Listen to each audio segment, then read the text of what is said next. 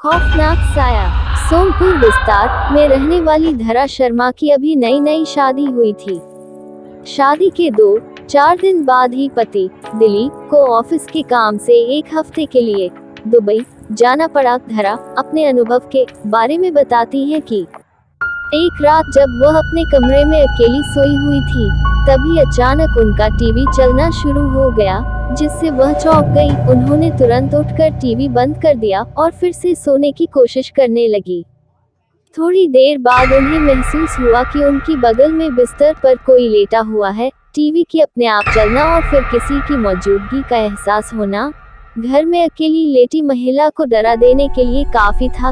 धरा जिस करवट लेटी थी, उसी करवट लेटी रही। उन्हें समझ नहीं आ रहा था कि करें तो क्या करें।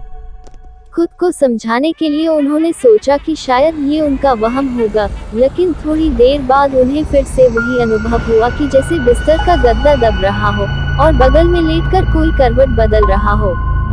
इस एहसास से धरा के तो रोंगटे खड़े हो गए। वह समझ नहीं पा रही थी कि यह सब हो क्या रहा है। बहुत हिम्मत जुटाकर वो बिस्तर से उठी और पीछे पलट कर देखा। वहाँ कोई नहीं था, लेकिन जब उनकी नजर गद्दे पर हुई तो धरा का दिल दहल गया। गद्दा नीचे की ओर दबा हुआ था और ऐसा दिख रहा था जैसे उस पर कोई इंसान लेटा हुआ है। अब वह चिल्लाना चाहती थी, पर खौफ और डर के मारे उनके हलक से आवाज तक नहीं निकली। दिल की धड़कन बहुत तेज हो चली थी। घबराहट में धरा ने तकिया उठाकर उस जगह पर फेंका जहां गद्दा दबा हुआ था। ऐसा करते ही बिजली की तेजी से गद्दा ऊपर आकर ठीक हो गया और धरा को ऐसा भास हुआ कि वहां से कोई परछाई तेजी से उठ खड़ी हुई हो। इसके बाद करीब 30 मिनट तक कोई हलचल नहीं हुई। तब धरा में थोड़ी बहुत हिम्मत बंधी और उसने पास पड़े मोबाइल से बगल के कमरे में सो रही अपनी सासू माँ को फोन किया।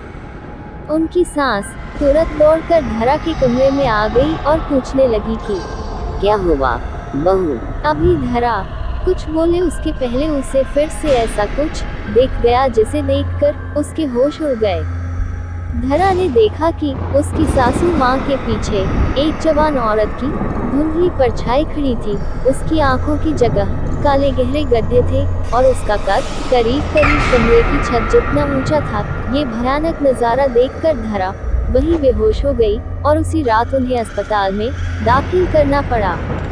डॉक्टर ने कहा कि डर के मारे उन्हें लो ब्लड प्रेशर की शिकायत हो चुकी है। धरा के ससुराल वाले वह मकान छोड़ने को राजी नहीं है, इसलिए धरा आज भी अपने मायके रहती है। क्या था इस भुतहा घटना के पीछे का कारण? धरा के पति दिलीप की पहले भी एक शादी हो चुकी थी और उसके ऊपर दहेज की लालच में पहली पत्नी को जहर देकर मारने का मुकदमा भी चल रहा था। बदनामी के कारण दिलीप अपनी मां के साथ एक नए घर में आकर रहने लगा था, जबकि उसके पिता अभी भी पुराने घर की देखभाल कर रहे थे। धरा के परिवार वालों को शादी से पहले ये बात पता नहीं चल पाई, लेकिन इस भुतहा घटना के बाद जब धरा ने दिलीप को आपबीती सुनाई तो उसने पहली पत्नी का राज खोला। हालांकि उसका कहना था कि पत्नी को उसने जहर नहीं दिया था, बल्कि उसने खुद ही जहर खाकर जान दी थी। अदालत में अभी भी ये मामला लटका हुआ है। सिमा और रिया एक गरीब और एक अमीर परिवार की बहनें थी। सिमा की समस्याएं बड़ी थी, लेकिन उसका उत्साह और संघर्षशील मन उसे अलग बनाता था। रिया जो धनवान परिवार से आती थी, उसके पास सभी सुख सुविधाएं थी, लेकिन उसकी आत्मा में एक खालीपन था। एक दिन रिया को अपनी अमीरी की बातें अपनी दोस्त सिमा से शेयर करते हुए उसने कहा, अपनी गरीबी के बावजूद इतनी खुश कैसे रह सकती है? मेरी खुशी मेरी सोच में है। रिया, मैं ये समझती हूँ कि धन केवल एक साधन है, खुद की खोज में आत्मा को भी संतुष्टि मिलती है। वो दोनों बहनें एक दूसरे के साथ बड़ी दिलचस्प बातें करने लगी और रिया ने सिमा से सीखा कि वास्तविक सुख और संतोष अंतर्निहित होते हैं और इन्हें मानवता की सेवा में अपनाकर बढ़ावा दिया जा सकता है।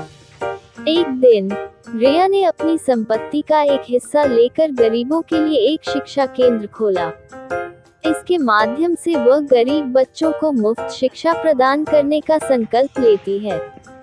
सीमा ने भी उसके साथ मिलकर इस कार्य में भागीदारी की और उन्होंने देखा कि अपनी सहायता से उन बच्चों का जीवन कैसे सुधर रहा है।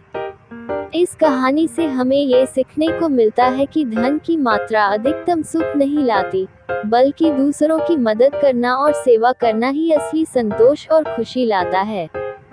ये दिखाता है कि भलाइयों की दिशा में काम करना हमें अधिक संतुष्ट करता है और एक साथ ही मानवता की सेवा करने में हमारी खोई हुई आत्मा को भी पुनः पा सकता है।